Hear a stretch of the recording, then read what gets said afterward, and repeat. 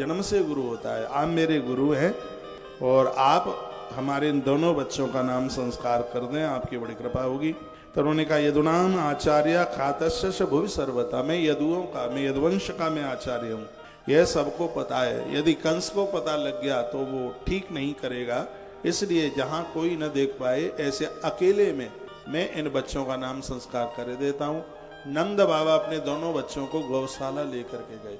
जिस दिन बच्चों का नाम रखना हो, या तो मंदिर में नाम रखिए, या नदी के किनारे पर नाम रखिए, या गुरजनों की देहली पर नाम रखिए, या फिर गौसदन में जहाँ गैया का मूत्र और गोबर गिरता है वहाँ पर बच्चों का नाम संस्कार कीजिए। इससे उनकी जिंदगी पर बहुत बड़ा असर होगा। ऐसा श्रीमद् भागवत के 10वें स्कंद के 8 नंबर के अध्याय में इस बात की चर्चा की गई है। तो श्री गर्गाचार्य जी बोले, कंस पाप मत सख्यम न चानक दुंदवे। कंस बड़ा पापी है और उसको किसी ने ये कह दिया है कि वसुदेव के पुत्र नंद के घर में हैं, तब से वह बड़ा बैर रखता है। पूतना को उसने छोटे ही पन में भेज दिया, इसलिए इस बच्चे को छिप करके इसके नाम संस्कार किए जाएं तो ज़्यादा बढ़िया है। पहुंच गए, गौशाला पहुंच गए। यशोदा मैया, रोहिणी माता सब थे और तब गर्गाचार्य जी नाम रखने लगे। क्या कहने लगे? अहम ही रोहिणी पुत्रो रमयन सुहृदय गुणे। मैं आप सबको कहना चाहूँगा, चाहे बेटा और चाहे बेटी कोई भी हो, शास्त्रोक्त विधि से भगवान के नाम से जुड़ता हुआ ही बच्चों का नाम रखें, अपने मन मुताबिक नहीं। पप्पू बप्पू ये क्या होता है? ऐसे ऊट पटांग नाम आप रखते हैं, बढ़िया सा नाम रखिए, अच्छा सा नाम रखिए। पहले गणेश नाम रखे जाते, केशव नाम रखे जाते, राघव, जो वंश का नाम बढ़ा दे उसे राघव कहते हैं, और जो ज्ञान का भंडार है उसे माधव कहते हैं। कितने प्यारे नाम है।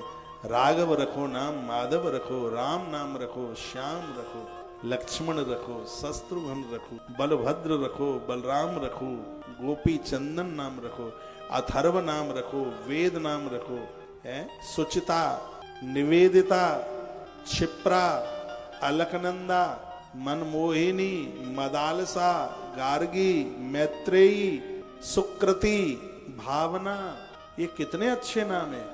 ऐसे अच्छे नाम तो रखते नहीं, उठ पटांग नाम रखेंगे जिनका अर्थ भी ठीक से नहीं निकलता। बढ़िया से नाम रखिए। उद्भव, किसी के घर में बेटा बड़ा हो रहा है, नाम रखने के लायक उसका नाम रख दो उद्भव। एक और आनंद की बात मैं आपको बता दूं, जन्म पत्री में कुछ भी नाम निकला हो, कोई भी अक्षर निकला हो, यदि भगवान के नाम से बच्चे का नाम रखा है तो वो अपने आप में शुभ ही है, वो कभी अशुभ हो ही नहीं सकता। इसलिए भगवान के तो 108 नाम, 1008 नाम है, तो भगवान के नाम से नाम रखिए।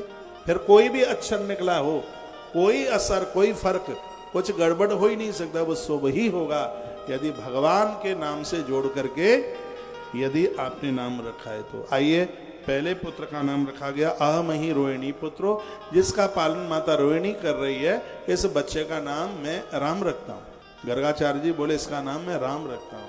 जो सबके हृदय में रमण करे, सबको अपना बना ले, वही तो राम है।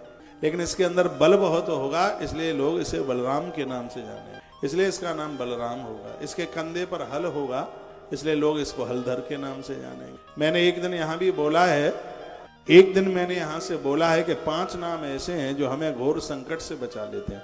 हरि, हर, हनुमान जी, हरिश्चंद्र और हलधर, ये 5 नाम याद करके रखिए। हरि, हर, हनुमान जी, हरिश्चंद्र और हलधर, यानी बलराम जी का नाम। बलभद्र का नाम भी बड़ा अद्भुत है। एक बात और मैं बताऊंगा, पता नहीं आपके यहाँ रीत रिवाज है कि नहीं, मैं आपको बता देता हूँ, पुराणोक्त बात है। ऐसे बच्चों का जीवन बहुत अच्छा निकलता है। जब उन्हें दुल्हा बनाया जाता है तो उनके मुकुट में, उनके मोहर में, मोहर जानते हैं जो दूल्हा को क्या बोलते हैं, उसको यहाँ क्या बोलते हैं, क्या बोले, पगड़ी को क्या बोलेंगे, दूल्हा वाली को मोहर ही नहीं बोलते, सेरा बोलते हैं, कुछ सेरा भी बोलते हैं। वैसे आप समझ तो गए हैं, अपने हिंदुओं में जो दुल्हा को लगाते हैं तो उसमें एक कलंगी लगाई जाती है, उसका भारी महत्व है। यहाँ लगाई जाती है कलंगी, कोई लाल रंग की लगा देता, वैसे सफेद रंग की ज्यादा लगती है, वो पिंड में लगा करके वो यूं ऐसे वो लगाते हैं। जो कलंगी है उसका ऐसे विसर्जन करना होता है जैसे कलश भरने के बाद में उस सामग्री का हम विसर्जन करते हैं। वो जल का विसर्जन करते हैं, चौकी हम बनाई गई हैं उसका विसर्जन करते हैं, ऐसे उस कलंगी का विसर्जन किया जाता है। और वो कब किया जाता है वो सुन लो, वो भादों में देव छठ पड़ती है, जिस दिन बलराम जी प्रकट हुए हैं उस दिन नदियों में, सरोवरों में उसको विसर्जित किया जाता है। यदि ऐसा किया गया है तो पति और पत्नी में झगड़े नहीं होते, लड़ाई नहीं होती। बलभद्र इतनी बड़ी कृपा करते हैं। गृहस्थ जीवन में यदि कोई संकट भी आया है तो बलराम जी उसका निपटारा कर देते हैं। ये श्री बलभद्र जी महाराज का इतना बड़ा रोल है। यदि आपको नहीं पता है और आपने अपने बच्चों की शादियां की हैं, यदि वो मोहर के ऊपर लगी हुई कलंगी आपके, उसको बड़ा संभाल करके रखिए और उसको भादों की देव छठ, जिसको बलराम जी के जन्म की छठ बोलते हैं, उस दिन उसको सरोवरों में या नदियों में उसको विसर्जित किया जाता है। वैसे इसको विसर्जित करने के लिए ज्यादातर ऐसे सरोवर ही लिए जाते हैं। कुछ चीजें ऐसी हैं जो नदियों में जिसे विसर्जित किया जाता है, कुछ चीजें ऐसी हैं जिसको सरोवर